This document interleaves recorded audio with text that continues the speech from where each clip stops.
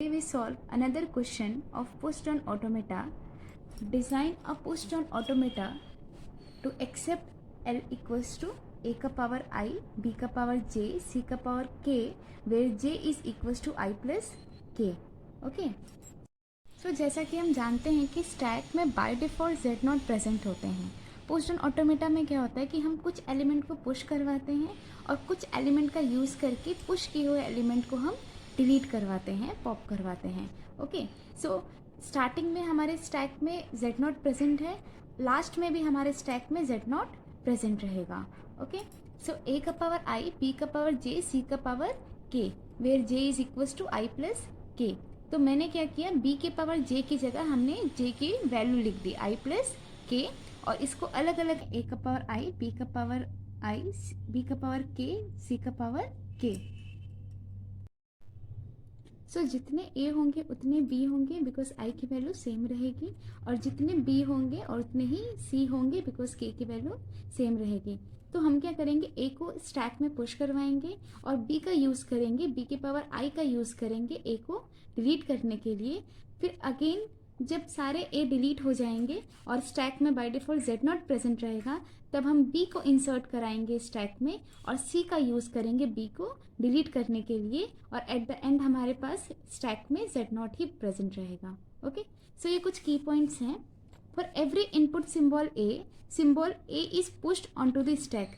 जितने भी a होंगे इनपुट सिंबल, जितने भी हम a इनपुट करेंगे स्टैक में, वो सारे a क्या होंगे, पुश हो जाएंगे स्टैक में. Okay, for some input symbol, क्योंकि कुछ b का हम यूज़ कर रहे हैं a को डिलीट करने के लिए और कुछ b को हम स्टैक में पुश करवा रहे हैं.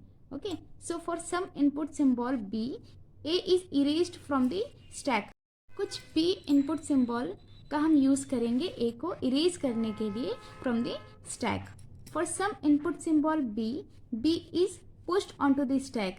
फिर हम क्या करेंगे, जब हमारे स्टैक में z नॉट रहेगा तो हम b को इंसर्ट करेंगे स्टैक के अंदर. और for every input symbol c, सारे इनपुट सिंबल c, बिकॉज जितने b के पावर k होंगे उतने ही c के पावर k भी होंगे, पावर दोनों का सेम होगा. So for every input symbol c, b is erased from the stack. b को इरेज करने के लिए यूज करेंगे c का. ओके, इनिशियल स्टेट है Q0. Q0 में हमने सबसे पहले a दिया और स्टैक में बाय डिफॉल्ट क्या प्रेजेंट था, z नॉट प्रेजेंट था. ओके, सो हम जानते हैं कि हमारा पुश डाउन ऑटोमेटा का ट्रांजिशन फंक्शन क्या होता है, प्रेजेंट स्टेट, हमने क्या इनपुट दिया, और टॉप ऑफ द स्टैक क्या है. Okay, tends to next state और top to element of stack. Okay, so stack का स्टार, टॉप टू एलिमेंट को ओनली लिखते हैं हम. सो हमने a दिया इनपुट, प्रेजेंट स्टेट और नेक्स्ट स्टेट तो हमने यहाँ पे शो कर दिया, और इनपुट हमने क्या दिया, a दिया. टॉप ऑफ द स्टैक आपका क्या है, z नॉट है, और top to element of stack, so a और z नॉट, a को क्योंकि इंसर्ट किए. देन अगेन जब हम Q1 पे आएंगे तो जितने भी a होंगे, क्योंकि i की वैल्यू j की वैल्यू हमें पता नहीं है, हम कितने भी ले सकते हैं. सो a को हम पुश करेंगे और टॉप टू एलिमेंट तब हमारा क्या होगा, a और a. सपोज हम i की वैल्यू ले लेते हैं 2 और k की वैल्यू ले लेते हैं 3, तब क्या होगा, a का पावर i, b का पावर i, c का पावर b का पावर k और c का power k. So a b b, ये दोनों a इंसर्ट होंगे स्टैक में, ये दोनों b का यूज़ करेंगे हम इन दोनों a को डिलीट करने के लिए. सो स्टार्ट करेंगे, a आया, तब हमारे टॉप ऑफ द स्टैक में क्या है, z नॉट प्रेजेंट है. सो इनपुट हमने a दिया, top of the stack z not, और टॉप टू एलिमेंट जब हमने a को इंसर्ट कर दिया तो टॉप टू एलिमेंट क्या हुए, a और z नॉट हो गए. ओके, देन अगेन a आएगा तो हम हमारे i की वैल्यू कितनी होगी हमें पता नहीं है, हमने अभी एज्यूम किया है 2, सो इसलिए हमने लूप लगा दिया. सो इनपुट हमने a दिया, top of the element, top of the stack क्या है आपका, a है.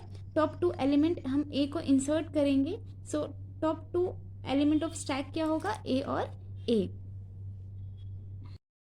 देन इस b का यूज़ करेंगे हम ये दो a को डिलीट करने के लिए. सो जैसे ही b आएगा और टॉप ऑफ द एलिमेंट आपका क्या है, ए है, सो उसको क्या कर देंगे, डिलीट कर देंगे। ये हम जानते हैं कि पुश डाउन ऑटोमेटा में किसी भी एलिमेंट को डिलीट करने का फॉर्मेट यही होता है।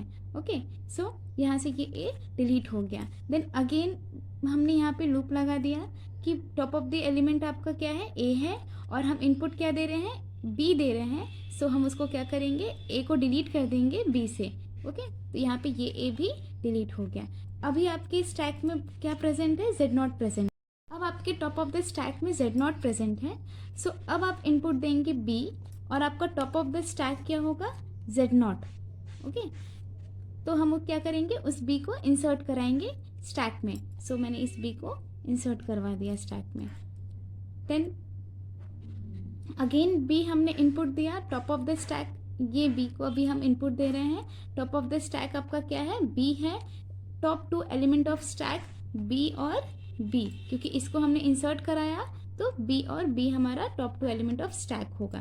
देन थर्ड बी हम यहाँ पे लूप लगा दिए, बी हमारा इनपुट है, टॉप ऑफ द स्टैक क्या है, बी है, सो बी और बी इंसर्ट हो जाएंगे। ओके,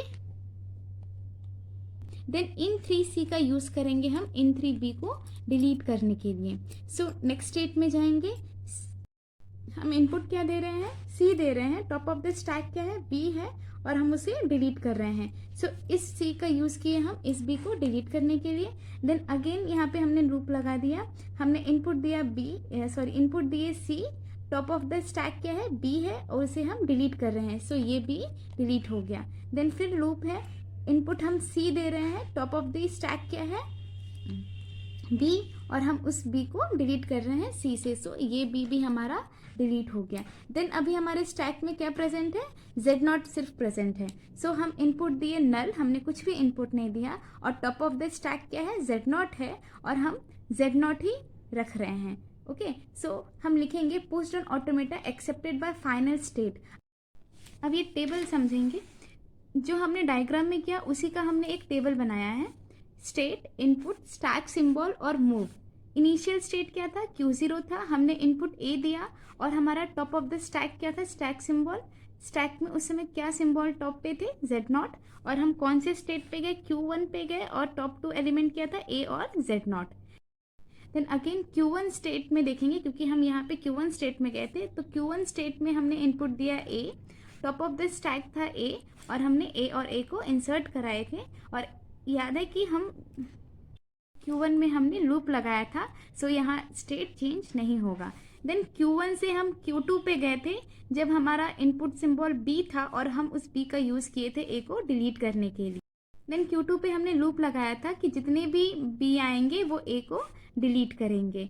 ओके, देन Q2 से हम Q3 पे गए थे, जब हमारा top of the stack Z0 होगा और हम B इंसर्ट करेंगे, तो हम Q3 पे जाएंगे और B को हम स्टैक में इंसर्ट करेंगे। ओके, देन Q3 पे हमने लूप लगाया था कि जितने भी B आएंगे वो सब भी स्टैक में इंसर्ट होते जाएंगे। देन हम C का यूज़ किए थे B को डिलीट करने के लिए, और हम स्टेट Q4 में गए थे, हमने क्या किया था, C का यूज़ किया था B को डिलीट करने के लिए, सो यहाँ पे डिलीट का कोड। देन हम Q4 में लूप लगाए कि जितने भी C आएंगे वो B को डिलीट करेंगे। लास्ट में हमारा top of the stack Z0 था, हमने इनपुट नल दिया, और हमने लास्ट में Z0 ही रखा।